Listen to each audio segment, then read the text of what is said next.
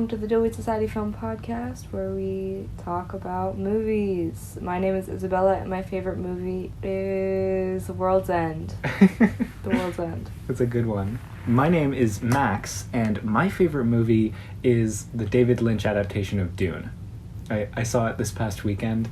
Fantastic film. Yeah. Everyone's a hater. It's just objectively good. I don't think people are haters. It's just hard to understand if you haven't read the book. It's also very confusing to watch as a movie in general. Not even if you haven't read the book.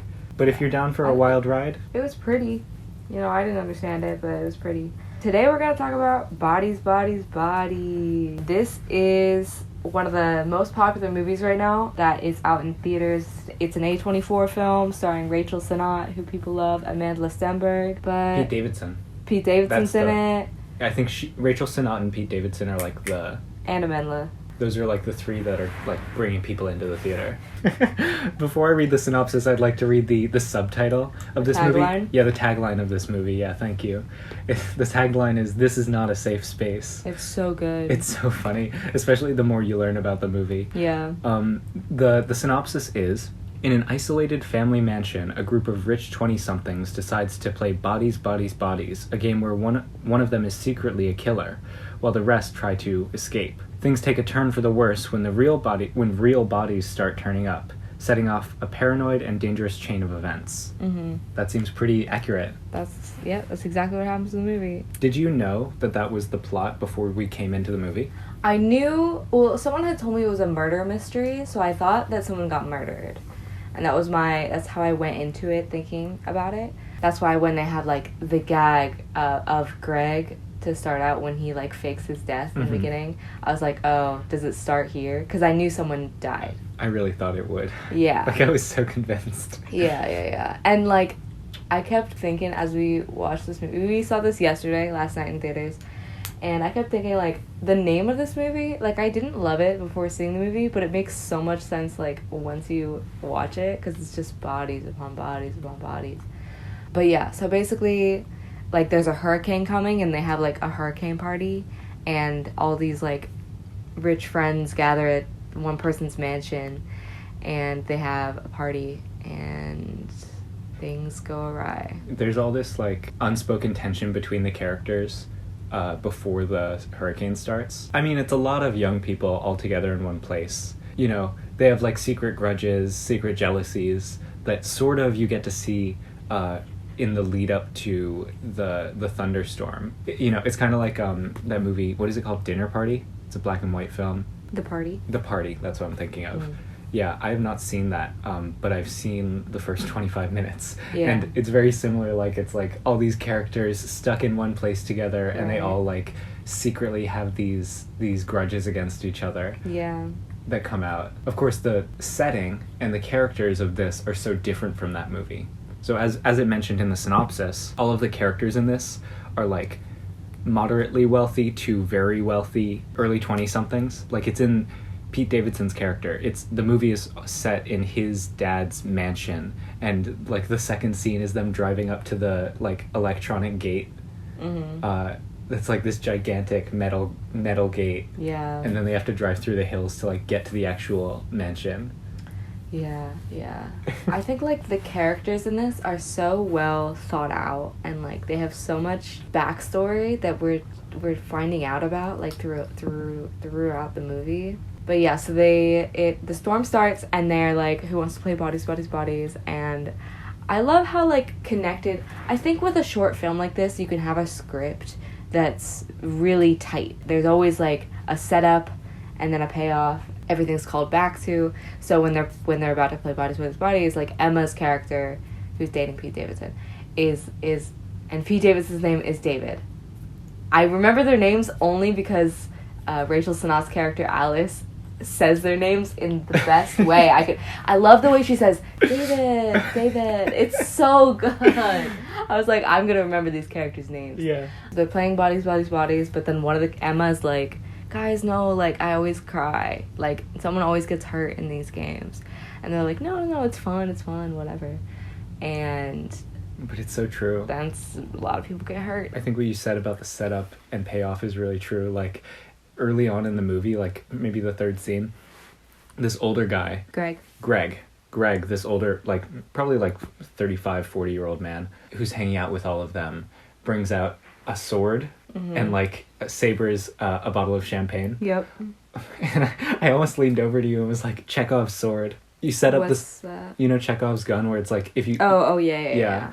Like, obviously that sword is going to kill somebody. Like, why would they introduce the sword? Right. Yeah. And it does pay off at the end. We're not going to talk about spoilers about like who murders who. I mean, we'll tell you when we're about to spoil something. So right off the bat, they're all really fucked up and they do a lot of drugs and they drink a lot. And so you're always like on edge watching them. And you're like, something can go wrong any minute now. And something else that I think adds to that is all the people who they don't know who have come to the party. And Sophie brought her girlfriend B, who's like, what is she supposed to be, German? No, she's like Russian. At least someone says, are you from Moscow? She doesn't say she's Russian. Russian. She says no. These two are also like the point of view characters, if there are any, because they're the people we're introduced to first. Yeah. Sophie is sober. But like, what I was saying was... I don't know, there's like always that level of like stranger. It turns out like there's a lot that even our these best friends don't know about each other, but on the face of it, like remember when they were talking about like the facts on paper, like who could have done what. It makes the most sense for Greg to have done something and for B to have done something because they don't know them that well. Right. But like I want to emphasize this movie is primarily a comedy. Like we were in the theater, I think we had a great audience for this because like the girls next to us were like laughing at all the same parts I was laughing at, and they weren't like supposed to be they were probably written supposed to be funny, but they're not played off as funny in the movie. It's like a reaction that Rachel Sennott's character Alice has to something that someone says, and it's just the most hilarious thing because you know people like that and it's so funny. Yeah, the one that sticks out in my mind, it's like a one-line joke. Yeah. But Sophie's character at one point someone says like, that's psychotic, and so Sophie goes, stop saying psychotic, that's so ableist. No, but it's the way she says it. She's very calm. She says, don't say that, that's ableist. That she's like actually concerned. Yeah. Like she's not. It's so funny. It's because it's also like, it's so out of tone for like the scope of things that are happening then. Like that's like the least problem that they could have. Right, yeah. Yeah. I would laugh every time like Alice would someone would say something and Alice would be like, oh yeah, that's so true, and then someone else would say something and Alice would be like, oh wait, that literally also happened. Like Alice always like agrees with the last person who talks, and that's so true. I think that's hilarious. It was so funny. Yeah. I think her acting was my favorite in the whole movie. Yeah. And, yeah, not to pick favorites, but like I think Rachel Sennott like kills it in this role. A star. Put her in everything. I know. Put her in everything. And it's a very different character than she played in Shiva Baby. I don't know, like the emotions that she goes through in this, or her character is very like activated in this, and I thought that her character was like frightened in Shiva Baby at points, but was also like had this desire to cover up her emotions in a way that made the characters feel very different to me. Yeah, they're different, but also there's some like ties to the same things, I think. Yeah, I can see that. I would say it's not a super horrific movie. No. It can be frightening at parts. Yeah. I thought that it was a slasher film, and it's less of that. Right, yeah. Yeah, I would say if you're averse to horror, I would still recommend going and seeing it as a comedy film. I wouldn't bring kids to it, but... Well, obviously it's like rated R. Yeah, like... it's pretty funny, especially if you have interacted with like, I don't know, early 20-year-olds. Yeah, like Gen Z. But like adult Gen Zers. It was the writing and the cinematography that really, I think, were out of the park. They were, exceptional. The lighting was great.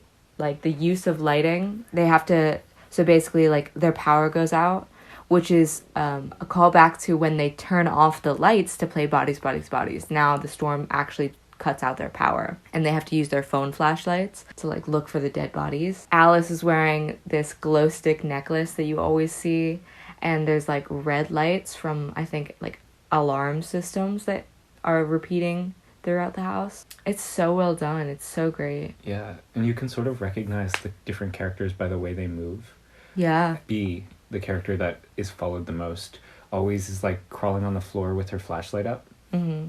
And she's very like open in these situations that I can't imagine someone would want to be. Like she's like holding her flashlight up because she wants to see what's going on, but it also makes her visible to any possible suspected murderer. Right. Yeah. Right. Yeah, the character building is amazing. Like, you're either gonna love the characters or hate the characters. I will say there's a lot of drama that happened.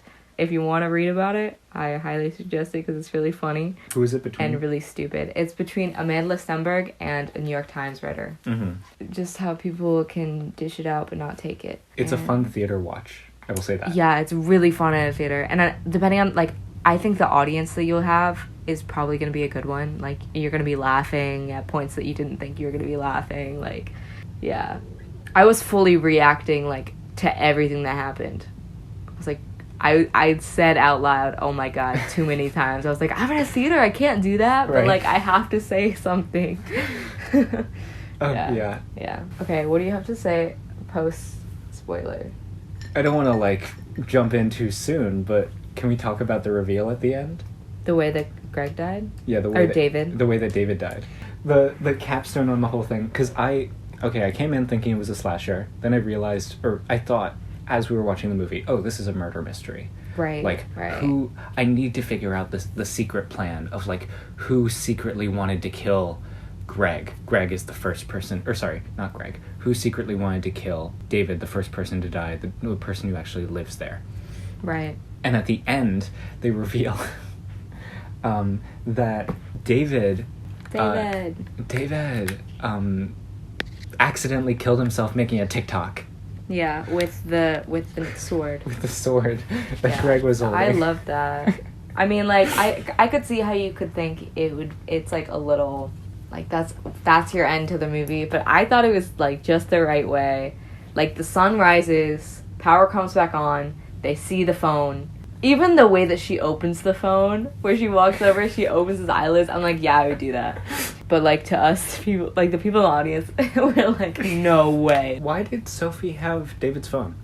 It was in the mud. Oh. It was when it fell. So he fell down, and it must have, like, when they were searching for Sophie's phone, they found David's phone. They found David's phone. She was like, that's not my phone. Gotcha. Yeah. Gotcha. Yeah, I was disappointed by it, but the more I think about it, the better I like that ending. Because it's so true. Like, the whole thing was caused by nothing. No one murdered anybody except for B. Yeah. Yeah. You know what, though? I wish... Well, actually, Sophie does admit to pushing Emma. Or, no, giving her the pills that made her fall. Yeah, so she feels guilty for it. Feels guilty for killing, yeah. Yeah. But one thing about the ending is I wish they would have cut it off before B said anything.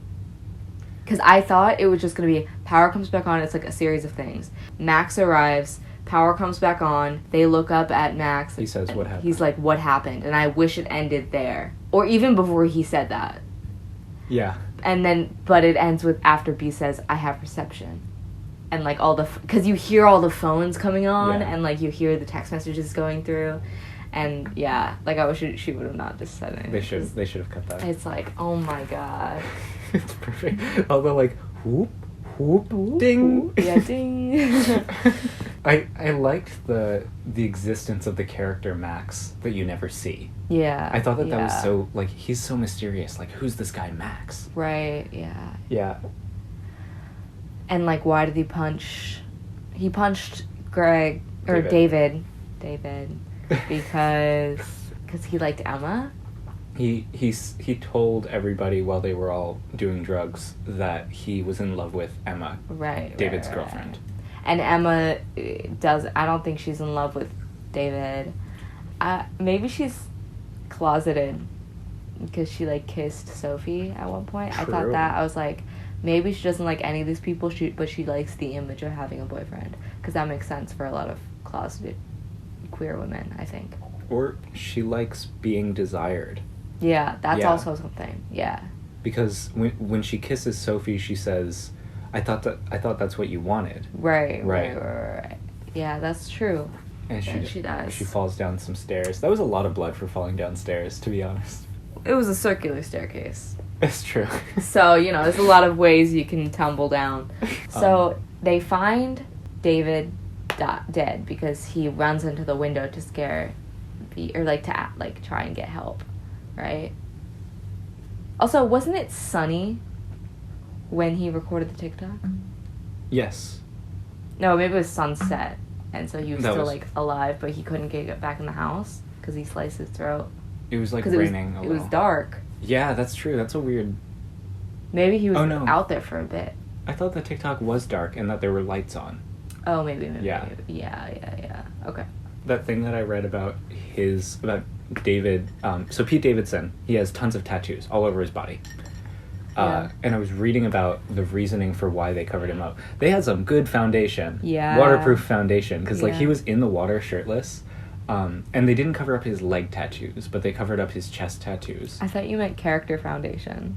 Like, what you build upon to create their characters. Oh, maybe that was like a double entendre. That too, yeah. Yeah, I mean, that's true.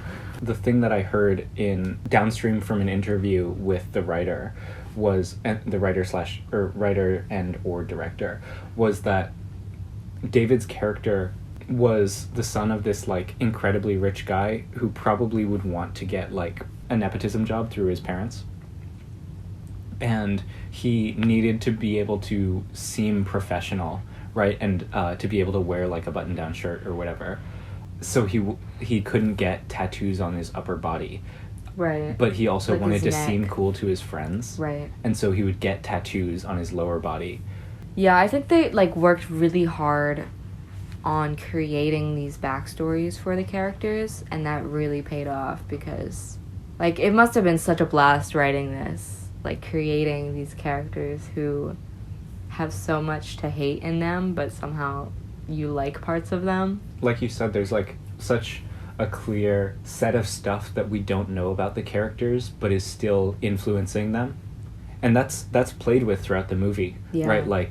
Jordan is bringing up stuff that the audience doesn't know about, about Sophie. Right, right. And there's these slow reveals of, stories about these characters' lives that influence how they act, but that the audience is unaware of. And it seems as though that extends even further than what we find out in the movie. That's really cool. Yeah. The reveal that Greg is not a military vet. Oh my god. No, she's laying over his dead body, and he's he's a veterinarian, not an army vet. Why do you call him G.I. Joe? Have you seen him? Yeah. And the fact that he brought all that, the go bag and all the weapons, they're oh my god, what? And his light therapy mask. There's so much that's just so, they're little reveals but they make you laugh so much. Mm-hmm. Laying in a basketball court, you're there's a basketball court in this mansion?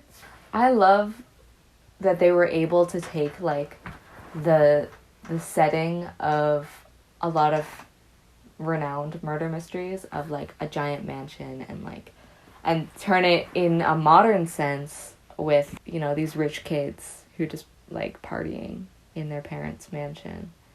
That's so true. The mansion is a 1920s image that we have, I guess, of Clue, it's happening in this big mansion, right? And it's an adult, a party. But now that we're in the 2020s, I guess the recontextualization of that is no young person is going to have a mansion. Young people can mooch off of their boomer parents, who might have a mansion. That's the perfect recontextualization of this trope. I wish this was a murder mystery. To be honest, I wish this was a little more Knives Out, just because. The Knives Out 2 comes out this year. This year? They haven't advertised anything about it, but I think it has a deal with Netflix, and they've only released one image of it. Does it also have Ana de Armas in it? I bet it does. It's the year of Ana de Armas. I mean, I could believe that they were just let's make another murder mystery with totally different actors and totally different characters. I would be happy with that as well. That's true. Bodies, bodies, bodies. Bodies, bodies, bodies. Soundtrack was great. I wanted to know when it was filmed because of what songs they were including. Like the Tyga song. That was very popular in 2020. I've seen ads for this for a long time. Yeah. Since, like, I think April or June. Right. Yeah. Like that clip of Pete Davidson. Yeah. That seems like it was made for a TikTok ad. I think that's the only thing that I have to say about it right now, at least. Do you have anything else to say about it? Watch this movie if you haven't already. I have a feeling I'll be nominating it for quite a few things. And keep thinking about the impermanent categories, because I don't know when this episode's coming out, but we are collecting impermanent category submissions for this year. I'll email all the associates. So if you're associate, it's really easy to apply. Just you can go to apply.stillwithsociety.com and become associate free of charge. You can cancel anytime. As always, I'm updating the website, all that jazz. Do it as soon as possible if you want to vote on the impermanent categories. That is a time-sensitive thing. But if you wait for another month and you forgot to join, you can still vote on this year's awards. What would you rate this movie? Oh, that's so true. Also, we forgot recommendations. Yeah. I think I would rate this movie, I'm between a 4 and a 4.5. For me, I think I'm leaning towards 4.5 out of 5. Yeah. Yeah. What about you? I'm right with you. I'm between 4 and 4.5. This movie made me so excited while I was watching it. I was like jumping out of my seat. I think I'm going to give it a 4. All right, watch Bodies, Bodies, Bodies. Yeah, go watch Bodies, Bodies, Bodies. Wait, you've already seen it. Thanks for watching Bodies, Bodies, Thanks Bodies. for watching Bodies, Bodies, Bodies. And if you want to tell us your thoughts, please do. You can email us, or like if you know us personally, please bring it up with us. If we get enough listener response accrued over all of them, we might have a little listener response episode where we can talk about associates who have written in and their opinions about the movies that we talk about. So definitely send us a message, comment on our Instagram posts. We would love to hear from our community. But before ending the podcast, of course, we have our recommendation segment where we recommend a movie, TV show, video essay, play, some form of media from this year that we think you all should see. Hi everyone, I just wanted to pop in and remind you all that our website is being updated with a link to become associate to be able to nominate and vote on this year's films. There's information about new movies coming out and our podcast episodes and a lot of other stuff, so you can find that at dillweedsociety.com and at Dillweed Society on Twitter and Instagram. Please get in contact with us if you want to be featured on the pod through our email, dillweedsociety@gmail.com, and feel free to share the pod or our website with your film friends. We'd love to hear from you or even have you on the pod. All right, now back to today's podcast. Max, would you like to start? Sure. This week I am recommending the new TV show, Make Some Noise. Make Some Noise is produced by Dropout and is available I think through Dropout, though some episodes are available on YouTube. Dropout.tv, this was formerly the people who did College Humor. The show is essentially like a sketch comedy show, but the premise is that the 3 contestants to the show are not given any knowledge about what they're going to be doing prior to being given prompts. So the host gives them prompts and they have to make the audio as if they were the characters in the prompt. It's very fun. It's very silly. Every episode has different contestants. It's a spin-off of Game Changer, right? Yeah. And it originally started as like, make the sound of a monkey. And then it became like, make the sound of someone who realizes that they don't like roller coasters in the middle of one. Yeah, or like, make the sound of a vampire who is disgusted by the idea of drinking blood. Right. So it's really funny. I also stand by that recommendation. My favorite episode is the episode with Zach Oyama, Jacob Wysocki, and Kimya Schmidt. I would recommend watching that first. All right, I'm also gonna be recommending a TV show to you all. It is it's called This Is Going to Hurt.